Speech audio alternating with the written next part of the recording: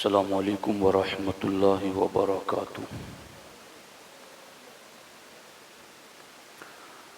अल्हम्दुलिल्लाहि रब्बिल आलमीन वस्सलातु वस्सलामु अला सय्यिदिल अंबियाइ वल मुरसलीन व अला आलिहि व अस्हाबिहि अजमईन, अम्मा बाद। फ़अऊज़ु बिल्लाहि मिनश शैतानिर रजीम। बिस्मिल्लाहिर्रहमानिर्रहीम। वल्लज़ीना आमनू वत्तबअतहुम ज़ुर्रिय्यतुहुम बिईमानिन अल्हक़ना बिहिम ज़ुर्रिय्यतहुम वमा अलतनाहुम मिन अमलिहिम मिन शै। सदक़ल्लाहुल अलियुल अज़ीम व सदक़ रसूलुहुन नबियुल अमीनुल मुख्तारुल करीमुर रऊफ़ुर रहीम। इंतहाई एहतराम व अक़ीदत के साथ हुज़ूर सय्यिदुल मुरसलीन ख़ातमुल अंबिया शफ़ीउल मुज़निबीन रहमतुल लिल आलमीन ख़ातमुल मासूमीन राहतुल आशिक़ीन सल्लल्लाहु तआला अलैहि व आलिहि व अस्हाबिहि व बारक व सल्लमा की बारगाह में अपनी ग़ुलामी का सबूत दें और जिस तरीक़े से मैं पढ़ाऊँ मेरे साथ मिलकर हुज़ूर दिल के साथ नज़राने महब्बत पेश करें। अस्सलातु वस्सलामु अलैका या रसूल अल्लाह, अस्सलातु वस्सलामु अलैका या हबीब अल्लाह, अस्सलातु वस्सलामु अलैका या नबी अल्लाह व अला आलिका व अस्हाबिका या नूर अल्लाह सल्लल्लाहु तआला अलैहि वसल्लम। दोस्तान मोहतरम, अशरे मुहर्रम चल रहा है और आज के जुमअतुल मुबारका में नसब व निस्बत रसूल अलैहिस्सलाम की बरक़ात, इस टॉपिक पर कुछ ज़रूरी बातें आपकी खिदमत में अर्ज़ करना चाहता हूँ। अल्लाह रब्बुल इज़्ज़त ने कुरान मजीद में इरशाद फरमाया, वल्लज़ीना आमनू, और वो लोग जो ईमान लाए, वत्तबअतहुम ज़ुर्रिय्यतुहुम, और उनकी औलाद ने ईमान के साथ उनकी पैरवी की, वत्तबअतहुम ज़ुर्रिय्यतुहुम बिईमानिन, एक तो वो लोग जो ईमान लाए फिर उनकी ईमान वाली औलाद ने उनकी पैरवी की, तो क्या होगा? अल्हक़ना बिहिम ज़ुर्रिय्यतहुम, तो हम इस औलाद को भी उनके बाप दादा से मिला देंगे। अल्लाह रब्बुल इज़्ज़त ने इसमें बिलखुसूस दो चीज़ों की तरफ हमारी तवज्जो दिलाई है कि ईमान वाले वालिदैन हों और औलाद ईमान वाली हों और फिर इताअत गुज़ार मुत्तबे मुती हो, तो अल्लाह ताला फरमाता अल्हक़ना बिहिम ज़ुर्रिय्यतहुम, फिर वो जन्नत में औलाद और माँ बाप दूर नहीं रहेंगे, हम उन्हें एक दूसरे के साथ कर देंगे। अब यहाँ पर नसब रसूल अलैहिस्सलातु वस्सलाम और निस्बत रसूल अलैहिस्सलाम की बरक़ात क्या हैं, मैं खुसूसी तवज्जो चाहता हूँ। कुरान मजीद की जो सूरह कहफ हर जुमा नमाज जुमा से पहले पढ़ी जाती हैं, यकीनन इसके बहुत सारे फ़ज़ाइल व समरात हैं। इसमें एक आयत है वकाना अबूहुमा सालिहा, कि हज़रत मूसा और हज़रत ख़िज़र अलैहिस्सलाम ने गिरती हुई दीवार को बना दिया। सवाल हुआ कि ये यतीम हैं तो हर यतीम की दीवार हम थोड़ी बनाएंगे। तो जवाब दिया गया वकाना अबूहुमा सालिहा, इनकी दीवार हम इसलिए बनाते हैं कि इनका बाप सालिह और नेक था। और तफसीर में लिखा गया कि वो बाप हकीकी बाप नहीं बल्कि ऊपर 7वीं पुश्त का या दूसरी रिवायत में 10वीं पुश्त का, इतनी दूर नसब और नस्ल में सालेह बंदा गुजरा तो रब ने उनकी 10 पुश्तों के बाद भी उसकी बरकत जाहिर फरमाई। तो फिर क्या ख्याल है नसब रसूल अलैहिस्सलाम के हवाले से? ये तो सारे सालिहीन के इमाम हैं, ये तो अल्लाह की कुल कायनात में हर मखलूक के सय्यद और सरदार हैं।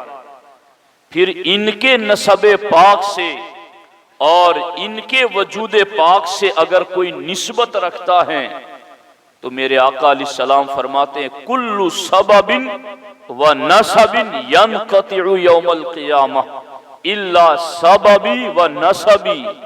अल्लाह के रसूल अलैहिस्सलाम फरमाते हैं कयामत के दिन हर रिश्ता और नसब टूट जाएगा, लेकिन मेरा रिश्ता गुलामी और मेरा रिश्ता नसब दोनों कयामत के दिन बाकी रहेंगे। इसीलिए नसब रसूल अलैहिस्सलातु वस्सलाम से होने पर आगे क्या बरकतें मिलती हैं, मैं आला हजरत की 2 इबारतें पढ़ना चाहता हूं। चूंकि इमाम अहले सुन्नत ये इश्क और मोहब्बत के इमाम हैं, अहले बैत अतहार के सच्चे मुहिब का नाम इमाम अहमद रजा है। आपने फतवा रज़िया शरीफ में लिखा कि ताज़ीम सादात फर्ज है और सुन्नी सय्यद की बेतौकीरी हराम है, और अगर कोई सियादत की वजह से तौहीन करता है तो ये कुफ्र है। तो नसब रसूल अलैहिस्सलातु वस्सलाम की वजह से ये बरकत मिली हैं कि इनकी ताजीम फर्ज है, तौहीन बेअदबी हराम है। और इसलिए अगर कोई तौहीन करता है कि चूंकि ये नसब रसूल से ताल्लुक रखता है, ये सरकार के खून से रिश्ता रखता है, तो सरकार के नसब की वजह से अगर कोई तौहीन करता है तो फिर ये हराम नहीं, ये कुफ्र है। वो इमाम अहमद रजा मुहद्दिस बरेलवी अलैहि रहमा फरमाते हैं कि नार 2 किस्म की हैं। नार यानी आग, नार 2 किस्म की हैं। नारे ततहीर, पाक करने वाली आग, वो कौन सी है कि मोमिन आसी जिसका मुस्तहिक हो, गुनहगार मोमिन जिस आग में जाएगा मगर उस आग में जाकर वो पाक होके निकलेगा, तो ये नारे ततहीर हैं, पाक करने वाली आग, कि अपने गुनाहों की वजह से, अपनी बदअमलियों की वजह से जहन्नम में जाएगा तो वो आग उसको गुनाहों को जला करके उसको पाक कर देगी। और दूसरी, एक तो नारे ततहीर, और आला हज़रत फरमाते दूसरी आग है नारे खुलूद, हमेशगी की जाना। तो फरमाते हैं नारे खुलूद काफिर के लिए है, मोमिन के लिए नहीं। मोमिन के लिए नारे ततहीर है अगर वो गुनहगार था। अब 2 किस्में बयान कर दी नार की, नारे ततहीर और नारे खुलूद। अब आला हज़रत फरमाते अहले बैत किराम में हजरत अमीरुल मुमिनीन मुर्तज़ा व हजरत बतूल ज़हरा, हजरत सैयद मुजतबा व हजरत शहीद करबला सल्लल्लाहु तआला अला सय्यिदिहिम व अलैहिम व बारिक वसल्लम। देखो ये इमाम अहमद रजा का अंदाज। आगे फरमाते हैं कि इनका मामला यानी हसनैन करीमैन, उनके वालिद और उनकी वालिदा खातून जन्नत और मौला अली, इन 4 का मामला तो आला हज़रत फरमाते बिल क़त्ई वल यकीन, हर किस्म से हमेशा हमेशा महफूज हैं, हर किस्म की आग से, नारे ततहीर और नारे खुलूद दोनों से, हर किस्म से हमेशा हमेशा महफूज हैं। इस पर तो इजमा कायम और नुसूस से मुतवातिरा हाकिम, यानी इस पर तो इजमा है पूरी उम्मत का कि ये चार तो दोनों किस्म की आग से हमेशा हमेशा के लिए महफूज हैं, और इस पर इजमा है और नुसूस से मुतवातिरा ने इसका फैसला किया। आगे फरमाते बाकी नस्ल करीम ता क़याम क़यामत के हक में, अब तवज्जो तलब बात सुनना है जो खास है, फरमाते हैं बाकी नस्ल करीम, बाकी नस्ल करीम ता क़याम क़यामत के हक में, क़यामत तक आने वाली बाकी नस्ल करीम के हक में क्या मामला है? फरमाते अगर बिफज़लिही तआला मुतलक दुखूल से महफूजी लीजिए, यानी जहन्नम में जाए ही ना, हमेशगी की बात नहीं, जहन्नम में जाना ही नहीं है, तो आला हज़रत फरमाते हैं यही जाहिर लफ्ज से मुतबादिर और इसी तरफ कलमाते अहले तहकीक नाजिर। क्या मतलब इसका? इसका मतलब यह कि बाकी नस्ल करीम भी कयामत तक की जो आएगी उनके बारे में भी यही जाहिरन समझ में आता है कि ये जहन्नम में दाखिल ही नहीं होगी। समझ आ रही है कि नहीं आ रही? अब अगले लफ्ज सुनना, फरमाते हैं अगर ये मुराद है कि वो जाएंगी ही नहीं, फरमाते जब तो मुराद बहुत जाहिर, और मनए खुलूद यानी अगर जाएगी ही नहीं जहन्नम में, तो ये तो मुराद बिल्कुल जाहिर है कि जाएगी ही नहीं। और फरमाते और मनए खुलूद मकसूद, और हमेशगी की जहन्नम इसमें इसका तो हो ही नहीं सकता। आला हज़रत फरमाते हमेशगी का तो हो ही नहीं सकता। जब भी नफी कुफ्र पर दलालत मौजूद, यानी हमेशगी की जहन्नम से हिफाजत है, तो इसमें भी पता चला कि इनकी कुफ्र पर मौत नहीं होगी, कुफ्र से अल्लाह ने इनकी हिफाजत फरमाई। समझ आ रही है कि नहीं आ रही? ये बाकी मेरी आपकी नस्ल के लिए गारंटी नहीं है, ये नसबे रसूल अलैहिस्सलाम की फजीलत है कि इन में से सय्यिद सहीहुन नसब सय्यिद, इसकी कुफ्र पर मौत नहीं होगी, और कुफ्र पर मौत नहीं होगी तो खुलूद नहीं होगा। और आला हज़रत फरमाते हम तो जाहिर लफ्ज से यही समझते हैं कि खुलूद तो क्या दुखूल ही नहीं होगा जहन्नम में, चूंकि ये नसबे रसूल की बरकत है। और आगे इमाम अहले सुन्नत ने एक दूसरे मकाम पर फरमाया कि जो सहीहुन नसब सय्यिद हो, जो सहीहुन नसब सय्यिद हो, उससे हकीकी कुफ्र का वुकू नहीं हो सकता। जो सहीहुन नसब सय्यिद हो, उससे हकीकी कुफ्र का वुकू नहीं हो सकता। अल्लाह ताला उनको इससे बुलंद रखे। और आगे फरमाते बाज ने उनसे जिना और लिवातत जैसे अफाल को भी मुहाल कहा, बशर्ते कि उनकी नसबी शराफत यकीनी हो। तो फिर कुफ्र के मुतालिक तेरा क्या ख्याल है? यानी बाज बुजुर्गों ने तो ये कहा कि सहीहुन नसब की नसबी शराफत कायम है, तो कुफ्र तो कुजा उनसे जिना जैसा गुनाह भी वाक़ई नहीं होता। ये नसब रसूल अलैहिस्सलातु वस्सलाम का फैज है। अब इस पर बात मुश्किल ना हो जाए समझना, इसलिए आला हजरत का एक दूसरे मकाम से भी मैं फतवा पढ़ के सुनाता हूं। आला हजरत फरमाते उलमाए किराम तशरीफ फरमा चुके कि सय्यिद सहीहुन नसब से कुफ्र वाक़ई न होगा, और ये शख्स सराहतन काफिर, यानी एक शख्स के ऊपर बात चल रही है जो राफजी हैं, नेचरी हैं। तो चूंकि कई अपने आप को, जैसे अबुल आला मौदूदी अपने आप को सय्यिद कहता है, मगर हुजूर शेखुल इस्लाम ने उसके रद में 2 किताबें लिखी। इस तरह से और भी कई अपने आप को सादात कहने वाले मगर वो वाबियत में नजर आते हैं। तो आला हज़रत फरमाते हैं कि सैयद सहीहुन नसब से कुफ्र वाक़े न होगा, और ये शख्स सराहतन काफिर, तो इसका सैयद सहीहुन नसब ना होना जरूरतन जाहिर हो गया कि अब ये कुफ्र में पड़ गया तो अब ये सैयद नहीं। कुफ्र में पड़ने से इस बात को का जाहिर हुआ कि ये सहीहुन नसब होता तो कुफ्र में ना पड़ता। आला हज़रत रहमतुल्लाह तआला अलैहि ने इन बातों को जिक्र किया। अब मैं दूसरी जुज़ की तरफ आपकी तवज्जो दिलाना चाहता हूं कि नसब रसूल अलैहि सलाम के हवाले से अगर कोई तकलीफ दे बात, कोई ऐसी बात के जिससे नसब रसूल अलैहि सलाम से ताल्लुक रखने वाले शख्स को अगर कोई कोफ्त, अजियत और तकलीफ पहुंचती है, तो इससे हमारे नबी कितने नाराज होते हैं, ये मैं आपको समझाना चाहता हूं। तवज्जो है आप लोगों की, ध्यान है आपका। मैं 2 हदीसें पढ़ूंगा, फिर उसके बाद एक नतीजे की तरफ आपकी तवज्जो दिलाऊंगा। हजरत जाबिर रदी अल्लाह ताला अन्हु से रिवायत है।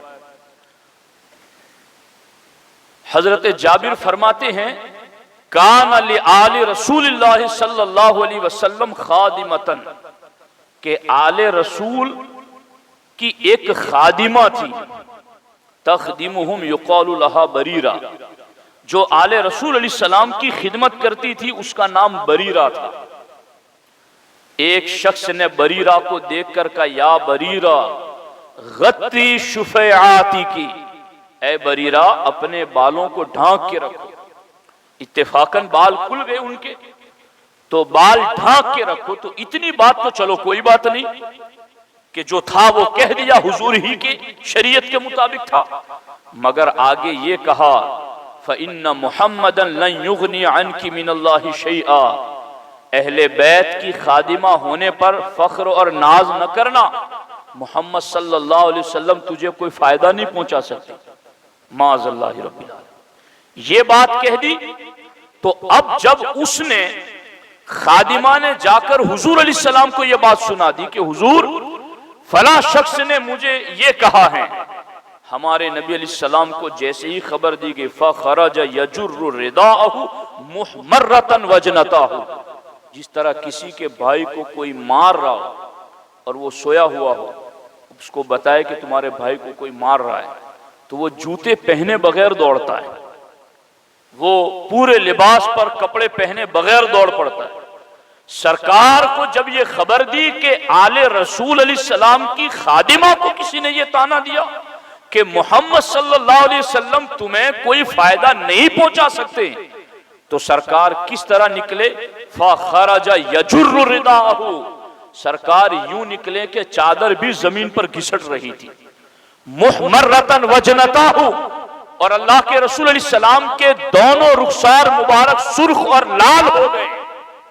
तो अंसार सहाबा किराम कहते हैं कि हम हुजूर को जब इस पोजीशन में देखते कि चादर घिसटती होती, चेहरा सुर्ख होता, तो हम समझ जाते कि हुजूर सख्त नाराज है और कोई हंगामी सूरत हाल पेश आ गई है। सहाबा कहते हैं, फ़अख़ज़ना सिला, हमने हुजूर को यूं देखा तो हथियार उठा लिए, सुम्मा अतैना, और दौड़कर बारगाह रिसालत में हाजिर आ गए, फ़क़ुलना, और हमने हुजूर से कहा, मुरना बिमा शीता, हुजूर आप जो चाहे हमें हुक्म दे दे, हमें बताएं कि आपको किसने अज़ियत दी है। वल्लज़ी बअसका बिल हक़्क़ि नबिय्या, उस रब की कसम जिसने आपको सच्चा नबी बनाकर भेजा, लौ अमरतना बि उम्महातिना व आबाइना व औलादिना लमज़ैना लिक़ौलिका फ़ीहिम, हुजूर अगर आप हमें अपने बापों के हवाले से कहें कि तुम्हारी नस्ल के फला शख्स ने मुझे तकलीफ दी है, आप जो हुक्म देंगे हम कर गुजरेंगे। हमारे औलाद में किसी ने तकलीफ दी है, हमें हुक्म दे, जो कहेंगे कर गुजरेंगे। हमारी माओ में से किसी ने तकलीफ दी है, आप हमें हुक्म दे, जो कहेंगे कर गुजरेंगे।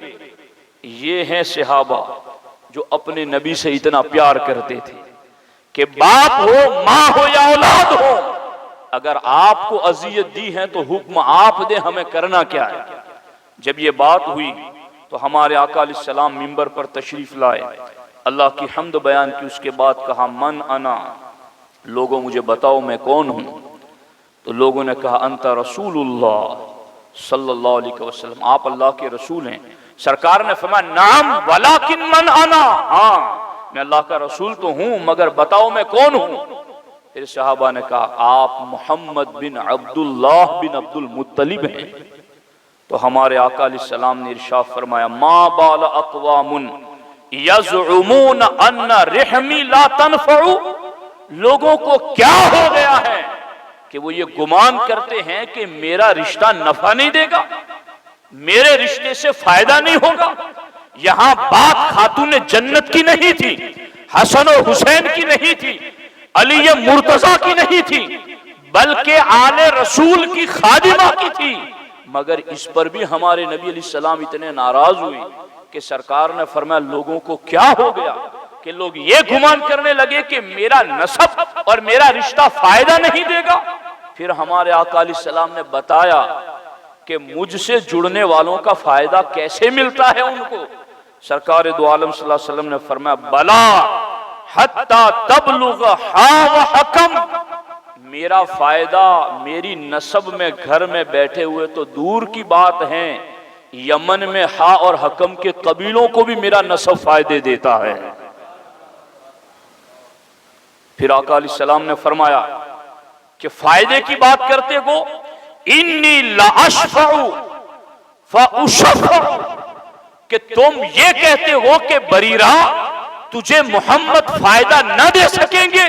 तो सरकार दो आलम सल्लल्लाहु अलैहि वसल्लम फरमाते सुन लो, मैं कयामत के दिन शफाअत करूंगा और रब मेरी शफाअत कबूल फरमाएगा। और आगे फरमाया इसी पर बस नहीं है, बरीरा को टोका हत्ता इन्ना मन अशफउ लहू यशफउ, जिसकी मैं शफाअत करूंगा आगे वो भी शफाअत करेगा। फयुशफउ, और जिसकी मैं शफाअत करूंगा वो शफाअत भी करेगा और रब उसकी भी शफाअत कबूल फरमाएगा। ये है नसब रसूल अलैहिस्सलाम का फायदा। अल्लाह के रसूल अलैहिस्सलाम ने यहां तक फरमाया कि ये मेरे फायदे जब जाहिर होने लगेंगे तो वो जो इब्लीस की वुसअत इल्मी का अकीदा रखते हैं कि इब्लीस का इल्म नबी से ज्यादा है, अब तुम्हें पता होगा ना कि वो कौन लोग हैं। वो जो इब्लीस की वुसअत इल्मी का अकीदा रखते हैं कि इब्लीस का इल्म नबी से ज्यादा है। सरकार फरमाते बरीरा के बारे में सवाल करने वालों, मेरी शफाअत के तो वो दरवाजे खुलेंगे कयामत के दिन, हत्ता इन्ना इब्लीस लयततावलु तमअन फी शफाअ, इब्लीस जैसा मरदूद भी सर उठा उठा कर उम्मीद रखेगा कि आज मुझे भी कहीं बख्श दिया जाए। बख्शा नहीं जाएगा उसको, शफाअत नहीं की जाएगी उसकी।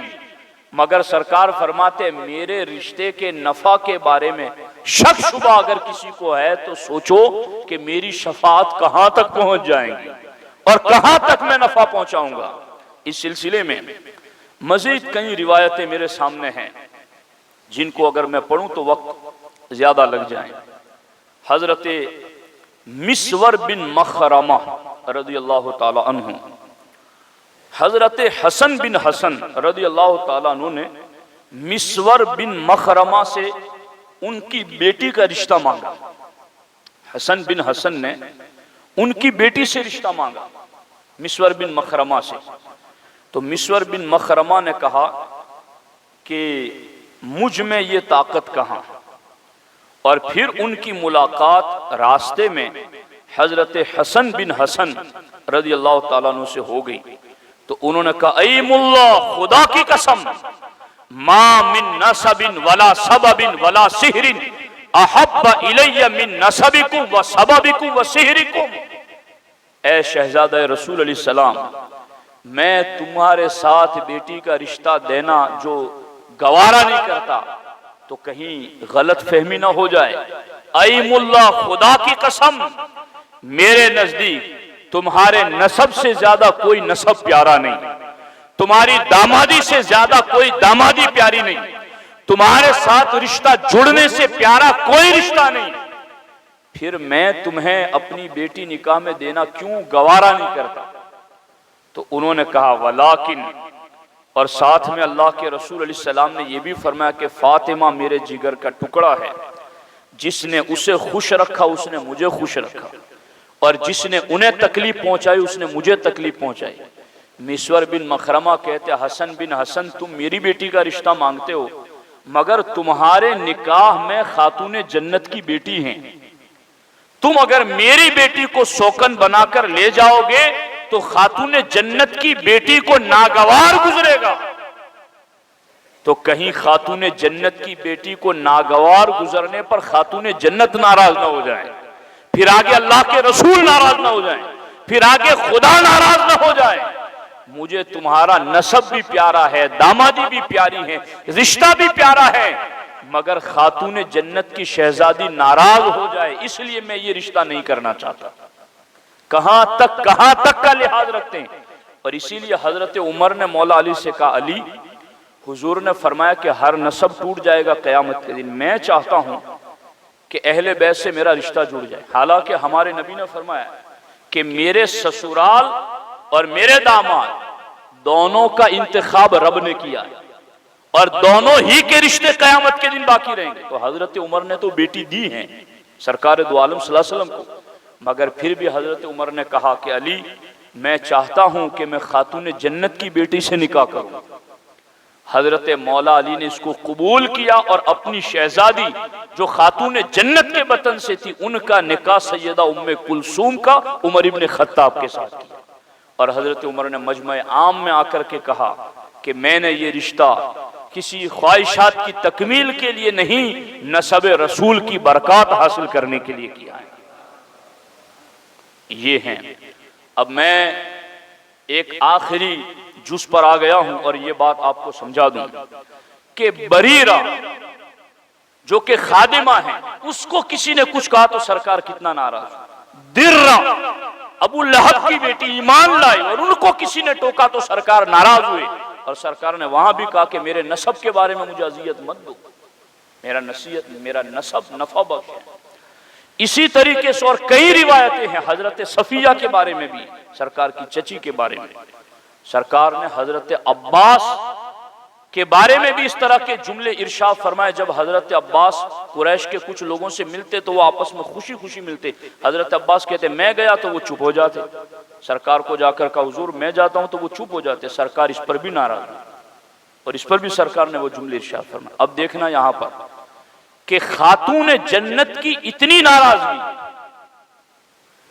कि इनकी बेटी किसी के निकाह में है और उस बेटी का दिल दुखे तो खातून जन्नत का दिल दुखे। और अहले बैत की खादिमा बरीरा है, उनको किसी ने कहा कि मोहम्मद तुझे फायदा न दे सकेंगे सल्लल्लाहु अलैहि वसल्लम माज़अल्लाह, तो सरकार इस पर भी नाराज हुई। मगर यहां मैं आपको तक़वियतुल ईमान की एक इबारत पढ़ के सुनाना चाहता हूं जिसमें इस्माइल देहलवी ने क्या लिखा। खारजियत लोगों को पहचान नहीं आती। आज हम बताएंगे तुम्हें कि खारजियत है क्या। ये है जिसने तक़वियतुल ईमान में लिखा कि पैगंबर ने सबको अपनी बेटी तक खोलकर सुना दिया कि कराबत का हक अदा करना इसी चीज में हो सकता है कि अपने इख्तियार में हो। सो मेरा ये माल मौजूद है, इसमें मुझको कुछ बुखल नहीं। यानी इस्माइल देहलवी ने ये लिखा कि हुजूर ने अपनी बेटी से कहा कि कराबत का हक है, मगर वो हक उसी वक्त अदा किया जाएगा जो मेरे बस में हो, और मेरा माल मेरे बस में, तुम जितना चाहे ले लो, मैं इसमें बुखल नहीं करूंगा।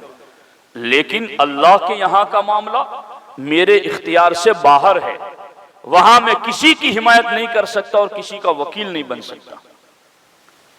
खातून जन्नत तो जन्नती औरतों की सरदार है।